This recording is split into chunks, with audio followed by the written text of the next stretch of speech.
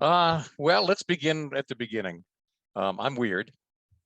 Um, I got interested in birds in first grade, but I eventually was a government major in college, got a master's in business administration. So birding was always the side deal. It's something that I was thrilled about my whole life, but never pursued as a biologist or anything like that. So it's been a weird journey. Um, when uh, I was a radio announcer for much of my career, and about the same time I started working at a radio station in Bangor, I got involved with the local chapter of Maine Audubon, Penobscot Valley chapter, and I would start to very quickly lead field trips for birds with them. And I would do a really popular trip, and then I would say to myself, well, we just did that last year, what's new? And little by little, I started to explore the state saying, okay, what else could I come up with that might be fun for people to see that's different than what I did last year? So while most people get really obsessed about how to identify birds and what they are, I started to get obsessed about where they are. And one thing led to another. Eventually, I started researching what's now the Maine Birding Trail, and that's at mainbirdingtrail.com. And that documents basically all the best sites in the state as much as possible. More recently, I've started doing videos to show all this rather than just, I believe, more in show and less in tell. So I started doing a lot of those videos. And the sad thing is, I was just about to do Waldo County, but the weather's been so unhelpful that I never really got to finish that yet. I haven't even started it yet. I was going to start it this week, and unfortunately, it just got cold. So I'm doing those videos too, as has been mentioned. So all that's going on, and all that leads up to the presentation you're about to see. What this is going to be, let me share screen here.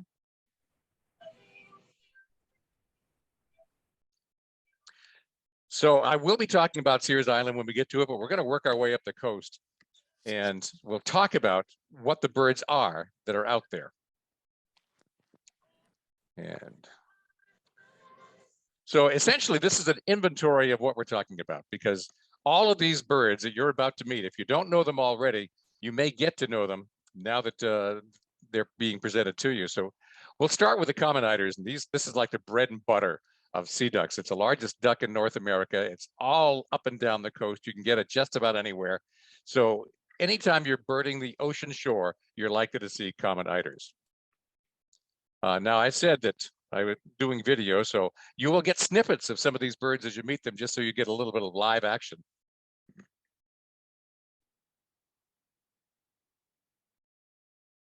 In the winter, they can form pretty big rafts. There's one in Blue Hill that's legendary, right near the Blue Hill Falls. That's just huge. They also gather a lot, the tidal falls in Sullivan, just big, huge flocks. Here's the gold nugget you're looking for. There's king eider as well, and they do get into Maine 2, 3 a year, maybe are found in the winter. And so like that's the holy grail. Common eiders are everywhere. Often we're looking for the king eider in the middle of them. So I get excited every time I see one, and I probably haven't seen more than 10 in the States. So they're very uncommon, but they are gettable. And so if you're looking through a flock of common eiders, you might spot a king eider. The next part that is almost bread and butter is scoters. These are diving ducks that breed all across Canada. And then they winter down here because they can't winter up there. The ice is frozen. But as soon as they get to ocean that is not going to freeze up, they will settle in for the winter. And a lot of them settled in our coast. And we have 3 species. So black scoters, or we'll also call them butterbills sometimes, are just all black with yellow bills. And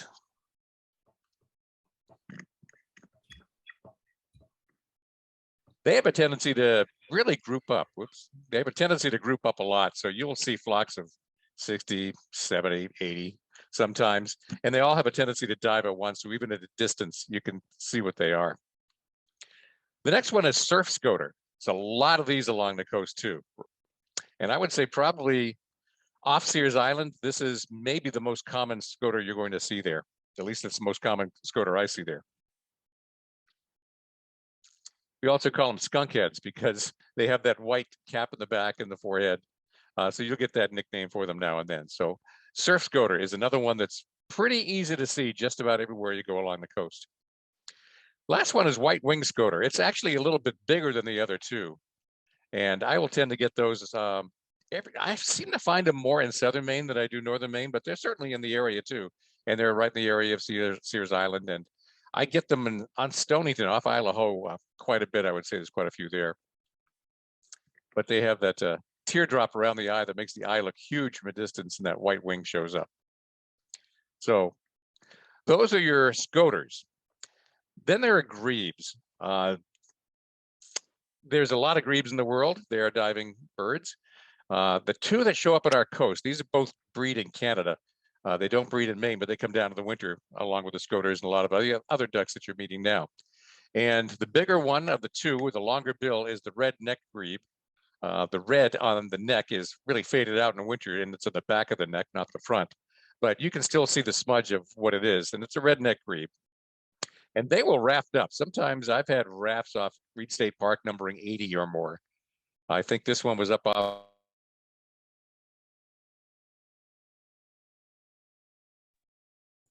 Sorry, I accidentally muted Bob.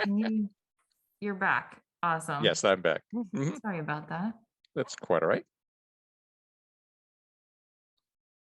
And then there's the horn grebes. These are the smaller ones. They don't raft up quite so much, but you'll see 2 or 3 together sometimes, 2 especially. And they're just cute, and they can be right close to shore.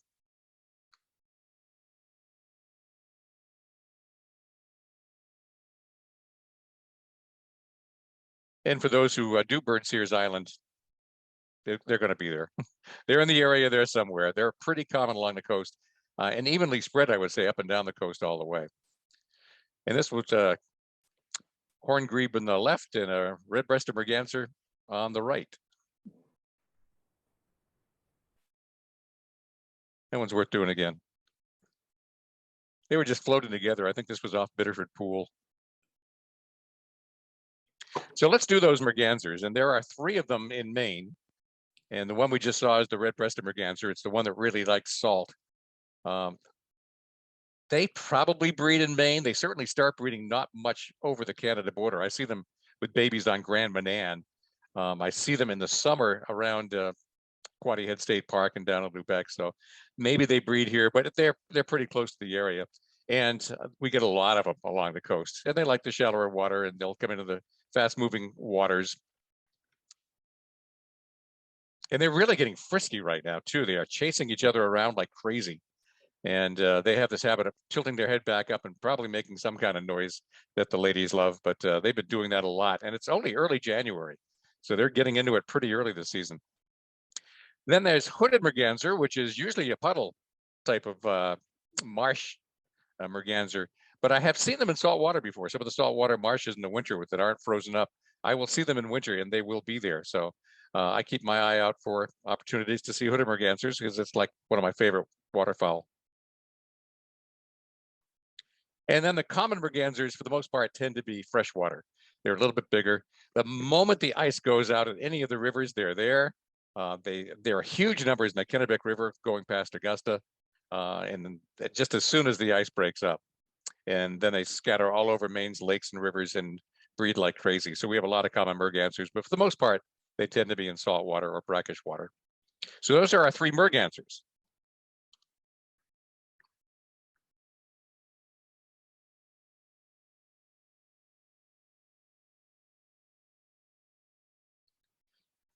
Then we have 3 loons, and these can be a little tricky. The common loon, of course, goes to this indistinct plumage for most of the winter, summer. There's a lot of variation of plumage, but most of them go pretty indistinct. They do have, if you'll notice, right in the cheek area, that the neck strap area, there's this huge indentation. That really helps even at a distance to make sure that, yes, you are seeing a common loon.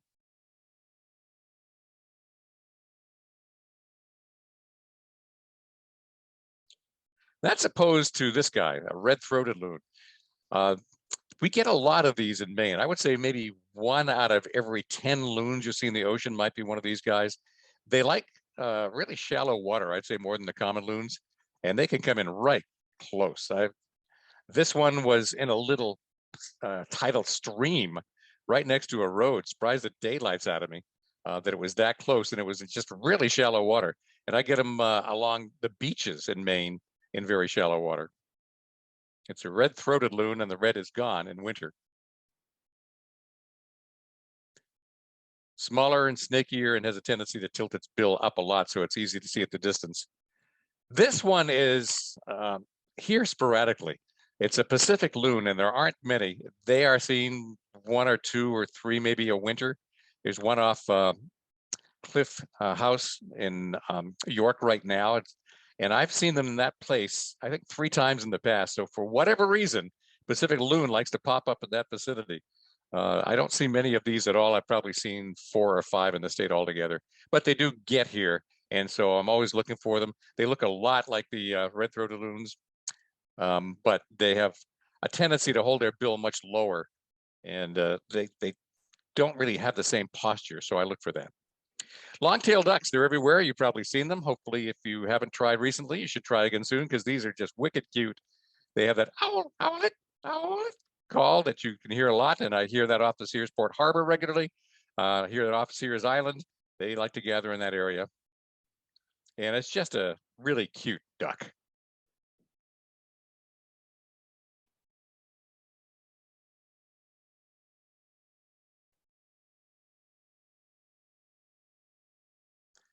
And buffleheads, you probably get those. And these really like to be enclosed. They don't like to be out in the storm-tossed sea so much. So they will be in the bays and coves and inlets and even rivers. They breed in fresh water. So when they leave here in the spring, they'll be following the freshwaters up to the subarctic regions to breed. So buffleheads are really common. And you can see the white male back of the head in the male, and the cheek spot in the female. And they're certainly right around Sears Island.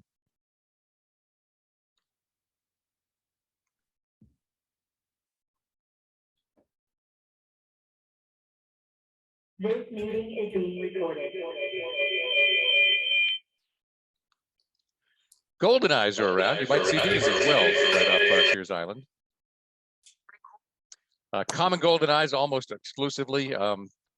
You can see that big round white cheek spot in the male, the black and yellow bill of the female are in the left.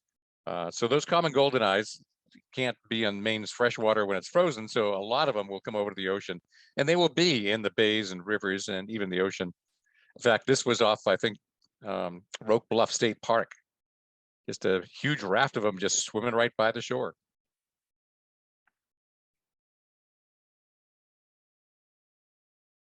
There are Barrow's golden eyes. These are more common in the west. There are a few in the eastern part of Canada, and they will come down here. And that teardrop eye in front of the eye on the male is really distinctive, and the bill on the female tends to be all yellow versus black and yellow. They both have more steeped foreheads. I'm always looking for them. So far this winter, I haven't seen one yet, but I'm still looking. Then there are Harlequin ducks, which is a really favorite because they don't get much prettier than this. Harlequin ducks are just outstanding. We used to be in your area. We would certainly go off and look for them off Isle of Howe. That's probably the biggest wintering colony along the entire eastern seaboard of the United States. There's several hundred out there. And we used to have Audubon field trips to go out there in a boat in the middle of winter and check them out. But in more recent years, they're showing up along the coastline, and they're pretty easy to get in various places now. Southern Maine, certainly easier. You usually get them around York, around Sohere Park and the Nubble Light, which we'll get to in a few minutes. They are all over Marginal Way and Agunquit. They work their way up the coast. They're Cape Elizabeth at Dyer Point.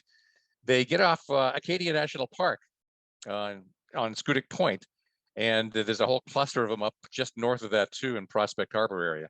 So we get those much more commonly along the coast than we used to, and they're always worth looking for.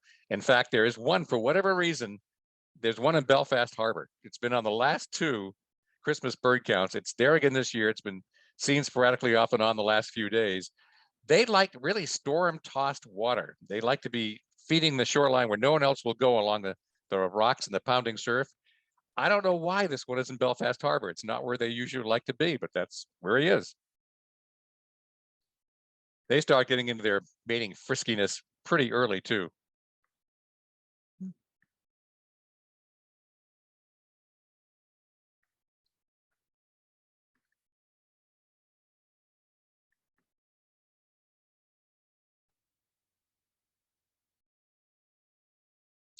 They don't actually nest here, but I've actually seen copulation here. So they practice before they get going, that's for sure. So harlequin ducks, something else to be watching for. Let's talk about alcids. And everyone wonders, alcids are the part of the puffin family. And everyone wonders, where are the puffins in winter? And the answer is they're not here. When they leave our breeding islands, they go out to sea. They can go as far south as Bermuda. Most of them seem to go up towards Greenland. But it's one of those species of the alcid family that you don't really see in winter, but the others you do. And the one you're going to see most commonly, especially around Sears Island and Searsport, is the black guillemot. It's black with white wing patches in the summer. It's this kind of gray with white wing patches in the winter. And there are a lot of them in that area, and you will see them off Sears Island and in Searsport.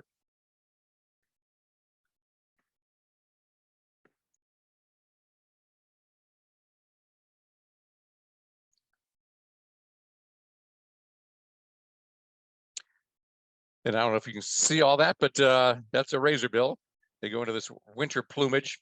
And this one was right off Five Islands Pier as I was looking for that stellar sea eagle last week. And he was just so close that I could hit him with a pebble. I could spit on this bird. He was so close.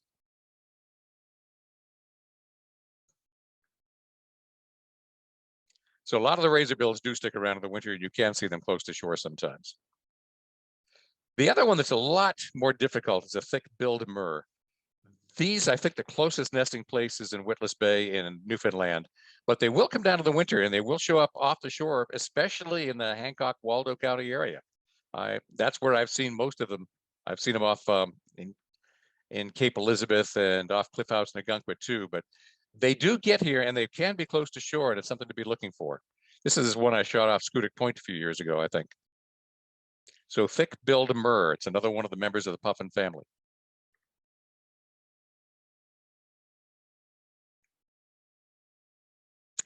Then for fun, along the rocks, look for purple sandpipers. It's my favorite shorebird. These guys are the farthest nesting shorebird in the Arctic, the farthest north.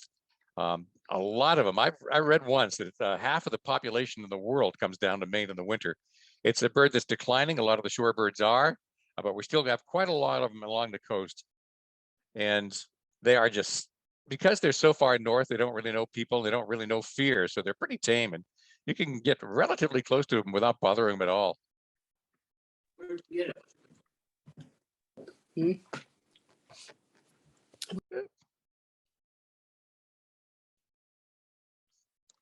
So purple sandpipers, they like to work the kelp zone, the seaweed zone, right next to the water as it's washing up. They will roost at high tide, and then at low tide, they'll go out and feed. And they are the color of the granite they stand on, so they really blend in. So you have to sort of look for these little bumps on the rocks, these little purple pepper pimples on the rocks, and you may see the flock. And if you see shorebirds flying around in the winter, which you will if you spend any time on the coast at all, it's usually these guys. Around the beaches, there can be flocks of sanderlings, but most of the flocks of shorebirds you see in winter are purple sandpipers.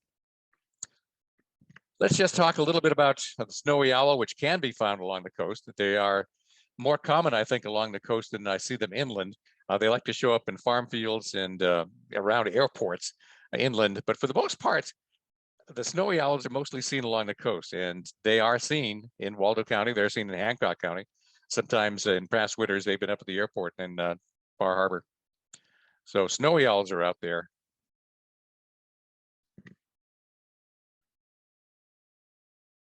This guy was one of my favorites, or this girl. I was standing relatively close. This was in Wells Harbor. And I obviously was not bothering this bird at all because she just didn't even bother to look at me. And I was relatively close to this bird. It's one of the things I'm always doing is watching their behavior to see if I'm disturbing them. And if they are looking at me, I just stay away. But this one just didn't even bother to look at me, just took me for granted. So that was one of my favorite snowy owls. Now we're going to talk about where do we find some of these birds, and we're going to work our way up the coast. We're going to start in York County. As I said, my fascination has been to know where all these birds are and where some of the best places to go are. And I love going down to York County because there are some really good accessible places where a lot of these birds will cluster in pretty significant numbers. And one of them is at Nubble Light at Sohier Park on Cape Nettic in York. That just turns out to be a fantastic place to go in winter. In fact, here's the view you get as you're standing there in the parking lot. And the ducks tend to be all along that shoreline on both sides, looking both south and north. So that is one of the key spots I try never to miss when I'm in York County in winter. Another one is Cliff House. They have always been very welcoming of birders. In the past, they weren't even open in winter, but they expected people to be able to walk down in the parking lot and check their shoreline. And with COVID, they were a little bit restricted last year. I don't know what their access policy is this year, but in most years, I will go to Cliff House and see what's going on. And you can see this is right up on the head there, Cliff Head. So that's where a lot of the sea ducks will congregate. And that's where I've seen Pacific loon before, and I've seen thick-billed murre there, and I've even seen dovekey there, which is a small alcid that I didn't mention before. So Cliff House down there, Marginal Way in Ogunquit may be the best ocean walk anywhere in Maine in the winter. It's a paved path for about a mile out of along Ogunquit, along the shoreline. And the ducks really congregate in there.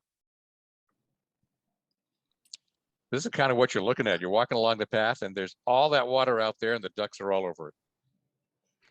I mean, this was a shot from up on that walkway. That's just all black scoters and common eiders. And that's just a small portion of the flock when I took that photo. It was just an impressive gathering. So this stuff is happening in Maine. Wells Harbor is always interesting too. I like this place because there's a channel that water keeps going in and out of. Anytime you have tidal water going through a channel, it stirs up a lot of food. So you see these channels full of ducks taking advantage of that movable feast. And Wells Harbor's got one of those. Oh, thanks. Then you get up a little further, we'll get up into the Bitterford Pool area down at the bottom You and wanna work go our way up upstairs? into Scarborough and Cape Elizabeth. Bitterford Pool is fascinating because there's a lot of different sections to it. There's the pool itself. Then on the ocean side, there's a long sand beach where you can have shorebird sanderlings in the winter. That cove faces south. South-facing coves usually have a lot of ducks in them. You get off over there on the right side, and there's a Maine Audubon facility there, a refuge, and it sticks out into the ocean with great views. So there are a lot of waterfowl all along that entire perimeter of Bitterford Pool out there into the point.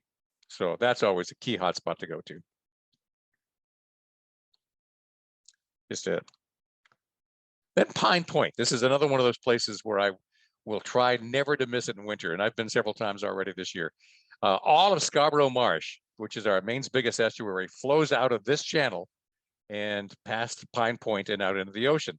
So because, once again, it's a lot of movement, the ducks will congregate there, sometimes in huge numbers, and take advantage of that feast. You can just see there's the parking lot and the fish pier there on the internal side, and then Scarborough or Pine Point Beach on the external side there facing south. That's just great birding in winter. There's Pine Point Beach. There's this jetty over there, which is really famous for having birds roosting on it. Shorebirds love to roost there, gulls later, terns will do it in the fall. This is a bunch of Dunlin. This was taken late fall, going into winter. So it's Dunlin and Sanderlings all mixed together on the day that I happen to visit on this one. Then you get over to Cape Elizabeth there on the upper right, and that's Kettle Cove. This whole area is a concentration of really good spots. So I always recommend anyone who's going to be in the Portland area, go hit these spots. What you can actually see, I've got a bunch of arrows up there. The one on the left is Crescent Beach State Park. Then part of that, just a little further on, is Kettle Cove. Great place to park and then walk out in the spit, and you get a great view into what's usually a whole bunch of birds. Further to the right, you'll see another arrow which points at Two Lights State Park. That's a good view towards the south. The best place is probably Dyer Point there on the far right, and that's just a big set of ocean rocks with a lot of birds next to it. And I just had a ton of harlequin ducks right next to shore when I visited there last week, so it's pretty impressive. There's Two Lights, and they also have the best lobster shack in Maine. I mean, there's no better place to eat in the summer if you want an outdoor lobster shack experience than that one. I expect to wait in line because it's right on the ocean with these incredible looks. Do not turn your back on the gulls because they will steal your lunch. Then, of course, you get into Portland, you've got Back Cove, which has sea ducks at high tide. Eastern Promenade is along the side there, over there on the right, on that end of Portland, and that's got a walking path along it.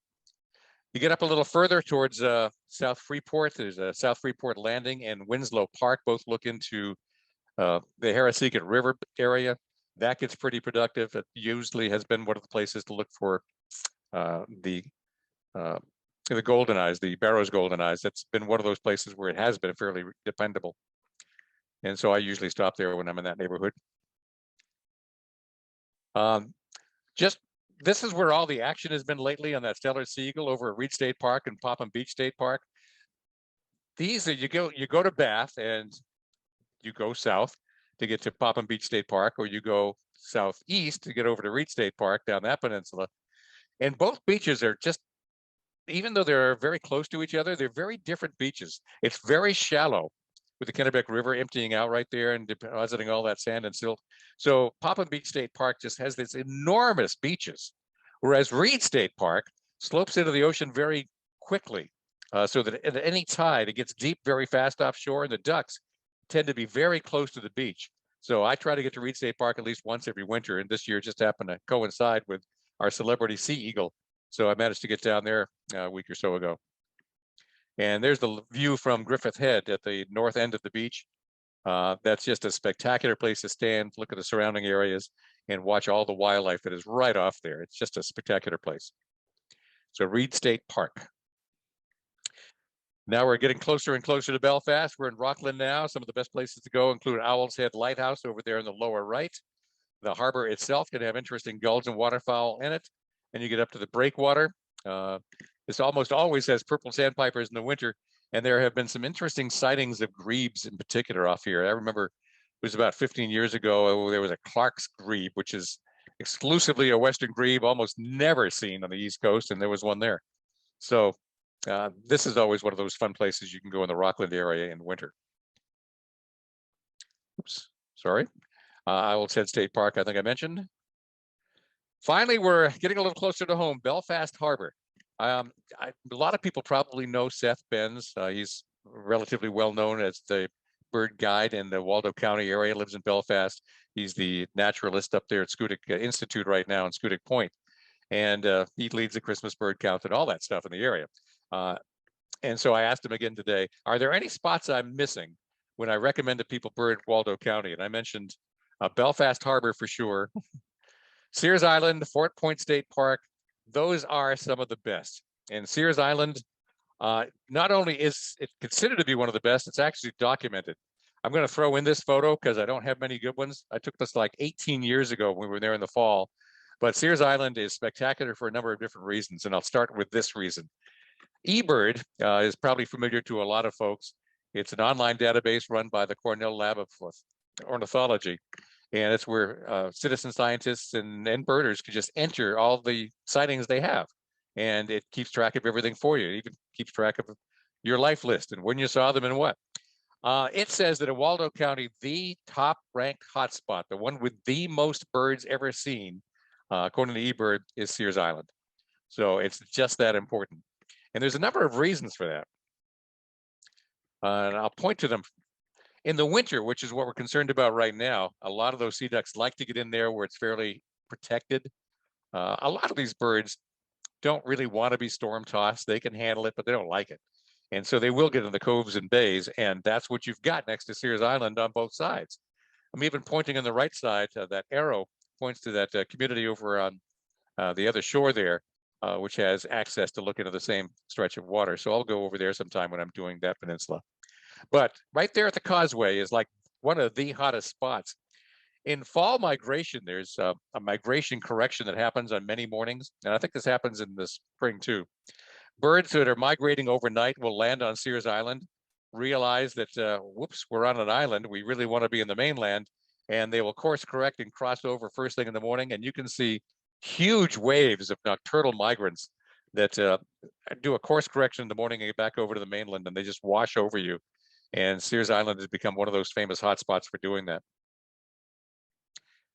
So I think I probably should have mentioned a little bit more the Fort Point State Park and that area up on Jellison, Cape Jellison.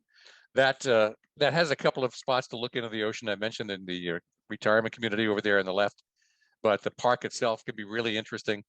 And there's even a cove before you get to that park where ruddy ducks used to collect in there. I don't know if they still do, but in winter it was like one of those places where you look for them because they were always going to be there. I haven't looked in a few years. I don't know if they're still there, but I enjoy going over there in the winter and birding that too. Just some quick notes about Mount Desert Island. There's plenty of places along the way. A lot of this is documented on the mainbirdingtrail.com website. I've updated that recently. I published a book on it with all the sites that I'd researched. And that book, I think, came out in 2009. But that's hard to update a book. And more recently, I've taken most of that content and actually just put it up online on that website for free. You can look at the maps, look at the individual descriptions of all these places to bird along Mount Desert Island. And there's just a lot of them because, of course, you can look into the ocean there in many different places. That's a challenge along much of Maine's coast. A lot of it is just private land. You can't get there from here. But at least MDI does have a lot of opportunities.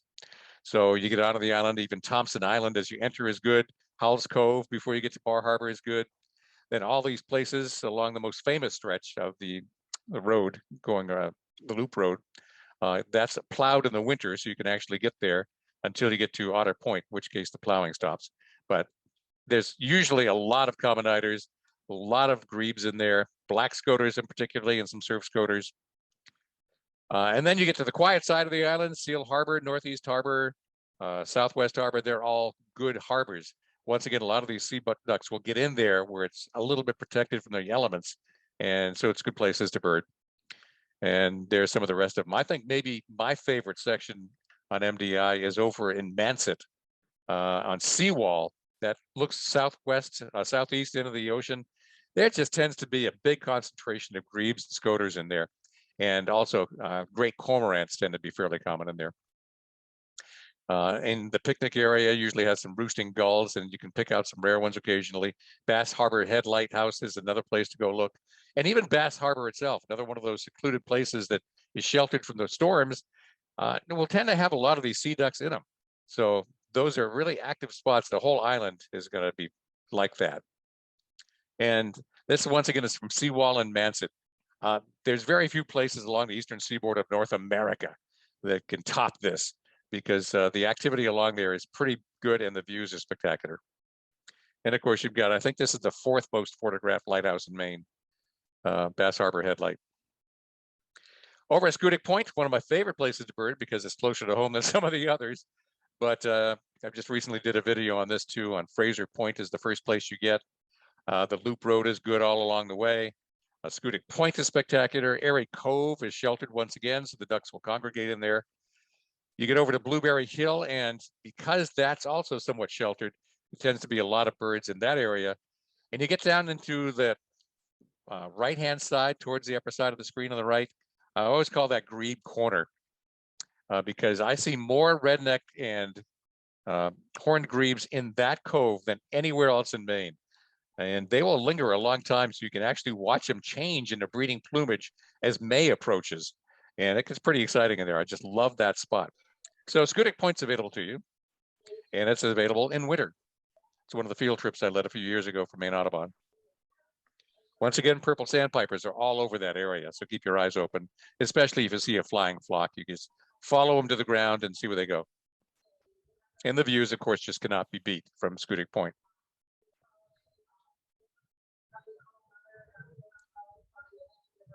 We'll skip a little further up the coast. Prospect Harbor is good. It used to be better when they had the sardine cannery there.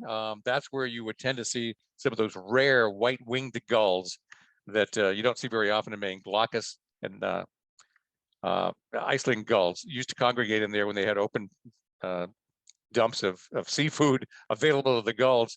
Now that that's been shuttered and it's in the process of being converted to God only knows what, then that it's not as good for the gulls anymore. But it's a place I still stop all the time because as a sheltered harbor, there could still be some of these same sea ducks in there. Over there in Korea is what the place I was talking about that has a big concentration of harlequin ducks in the winter. So I checked there as well.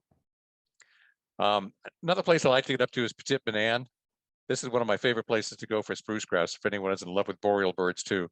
But usually you can look into the ocean in that area and see a pretty good selection of these sea ducks. Roque Bluff State Park, again, south-facing beach. And so it's really protected from a north wind, and the ducks will tend to be in that area pretty solidly. Then you can actually get up to Shoppy Point, and it's one of the biggest concentrations of black guillemots I think I've seen in the state. And you can find scoters there, especially black scoters, year round. There's a big population there that doesn't go north, non-breeders. So it's really, Roque Bluff State Park is a place I love to go in Washington County. Little Machias Bay and the bay in Cutler, again, sheltered, again, lots of waterfowl. You get up into Lubec, and I'll hit that every chance I get. Johnson Cove there in the upper right tends to be what I call a scoter hole. There tends to be a lot of our scoters in there. And then the entire area that's part of the South Lubec Sand Flats and over to Quoddy Head State Park is, again, sheltered. So you get an awful lot of birds in there. Makes it for a lot of fun. And besides, once again, it's like world-class scenery. I'm going to spend just a few more minutes before we get to questions talking about some of the other birds that are here erratically from the winter, from Canada in the winter. And I'm just going to introduce you. I'm not really going to do much about describing where they are, because a lot of these birds can just go anywhere. And they are eruptive, which means some winters they come down, some winters they don't do it so much. Last year was a weird year. Just about everything fled out of Canada and northern Maine. Even some of the local breeders like red-breasted nuthatches almost disappeared. It was a really quiet winter up there. I've been doing some bird surveys for the Maine Bird Atlas this winter, and I'm happy to report that a lot more of those finches are up there this year. Not so many crossbills yet, but some of the others are. So we have red crossbills and white-winged crossbills, and they can be anywhere in the area, even in Waldo County. They just happen to like cones, and so you're going to find them along the ocean's edge, probably in Waldo, much more than you would in deciduous areas. But they can they can go all the way down to Pennsylvania. So when they erupt, they could really erupt. Pine grosbeaks. I thought we were going to have a winter without many of them. Usually they hit the university gardens in Orono fairly early on, and if you get them there, you know they're everywhere. But this year I wasn't seeing many around Bangor. In fact, I didn't see any. But I was doing some surveys up around Cocadjo on Moosehead Lake this last weekend and ran into a whole bunch of them. So apparently they are coming down, just not as far as they usually do. They will be all over ornamental berries, crab apples, choke cherries. That's what they love in the winter.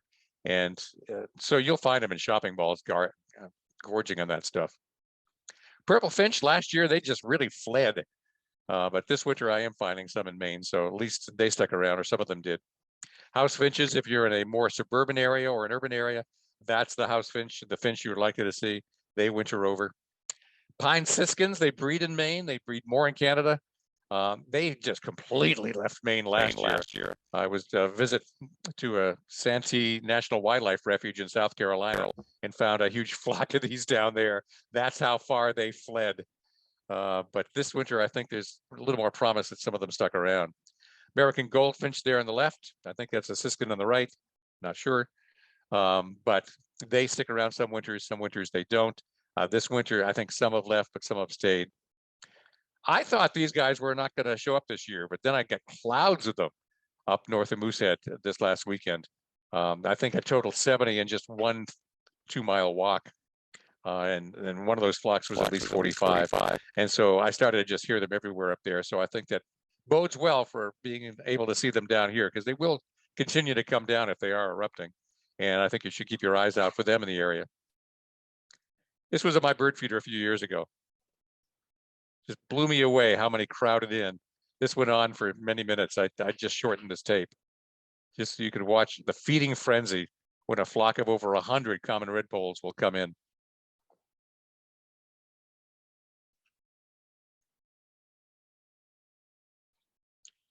The last thing is farm fields. So Waldo County, especially, I think probably has some good ones over towards the Kennebec River, Clinton, Fairfield area, back where all the forever chemicals are now causing problems.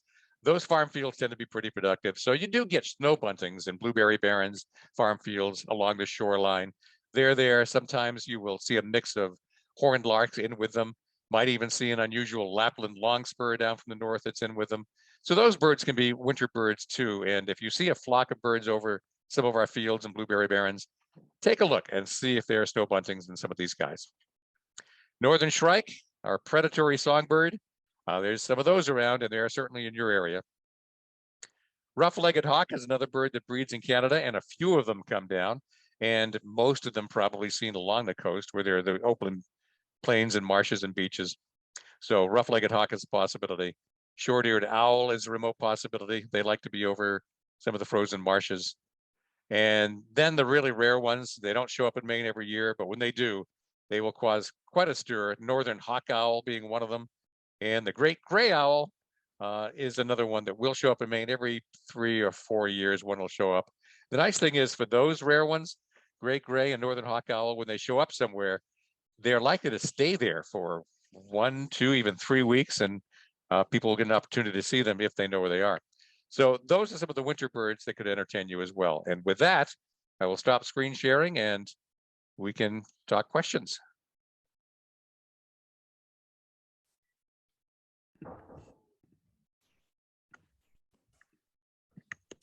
All right, I will just read you some of the questions from the chat box, Bob, or maybe you can see them there, but looks like we've got some people just saying, thanks for this. Your YouTube videos on birding in Maine are great, and love your photos. And then Tom Armstrong said he saw a male harlequin in Belfast Harbor yesterday. And then Christine asks, what is the mortality from a 0-degree day like today? Probably not bad. It's not the cold, it's the lack of food that is probably more detrimental to the birds.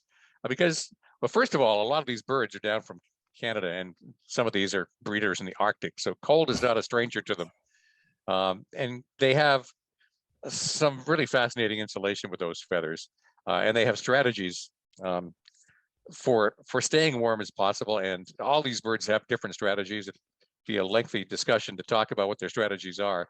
But they're relatively well insulated. They know enough to get out of the wind and sit in the sun, and they can usually hunker down reasonably well. It's really for long periods of time, if snow cover or freezing rain ices everything over and rodents aren't out and it's difficult to feed, then they can really start to run into trouble, especially the bigger predators. A lot of those birds, though, that are down here are seed eaters, and they're here because the food up in Canada isn't so good, because that varies from year to year. So the pine grosbeaks and all those finches have plenty of food here. Even in a lean year, they have plenty of food here. So starvation isn't such a big problem for them. So they're northern birds. They're kind of used to it. All right, great. Thank you. Kit asks, are we expecting an eruption of snowy owls this winter? Yes. The biggest eruption was, I don't know, about 8 years ago, I guess. There were 3 years in a row where the lemming population was so huge up in the Canadian Arctic area that all the young were raised. I mean, they could lay 8, 9 eggs, and they were able to feed all those owlets. And when they didn't have enough food in the winter, of course, a lot of them came south. So they were, I think Hawaii got its first record. There was one in Bermuda that showed up, a snowy owl down there, and that one died from eating a poisoned rat. So they really erupted then. It is cyclical. When the lemming population dwindles, so do the number of owls coming down. But this year seems to be a pretty good one. I know of some of the mountaintops in Acadia have some. There's Seth Ben said there was one out on Scudic Island off Scudic Point area. There's at least 2 in Biddeford Pool that I've heard about. And so this appears to be a reasonable year for them. I have not heard of any at Bangor Airport this year, which they have been at before. But not bad of a year for them. Great. Jody asks, is this weather going to be tough for the Steller sea eagle? No, I don't think so. It's a bird from Siberia. The bulk of the population is in Kamchatka. There's some in Japan on the northern coast, and I think Korea, and some of the colder areas. That's what they're bred for. They're just huge. So they have a lot of body mass to their surface area and have no difficulty. They would have an easier time, I think, than our own bald eagles. And there's plenty of those here. So I don't expect this to be hard, so long as I think the Steller sea eagle was seen eating a goose. Wow. Maybe a goose or a gull. And there's plenty of those, and there's plenty of seafood because they're mostly fish eaters. So I think he's going to do just fine. Question is, does he like Maine well enough to stick around? Right. Sounds like kind of a good vacation for it. Yes. If He's anyone gonna has have a any hard time other- finding a mate. Yeah. If anyone has any other questions, you can type them in the chat box now. We can take a couple more if anyone has any. I'll just give it another second. Otherwise, I don't see any more popping up. So thank you. Oh, yep. Just so thank you. All right. Yeah. Thank Well, I you, know Bob, for taking I the sort time of tend to meet us. rush through these presentations, so I apologize for that. I'll just reiterate a lot of the information on where to find these is on mainburningtrail.com. And I'm, for those who do YouTube or Facebook, a lot of my videos and stuff that I'm starting to make now are showing up there. So you can keep up to date on what's being seen where and what it all looks like. Great. Well, we'll have to share some of those links on our Friends of Sears Island page. Sounds like a good resource. And thank you so much for taking time to give us this really good comprehensive overview of winter birding. So Right. thanks so much. You're welcome. Thank Right. you. Yeah, Thank you everyone for joining us this evening. Thanks for coming. Okay, so long. All right, take care.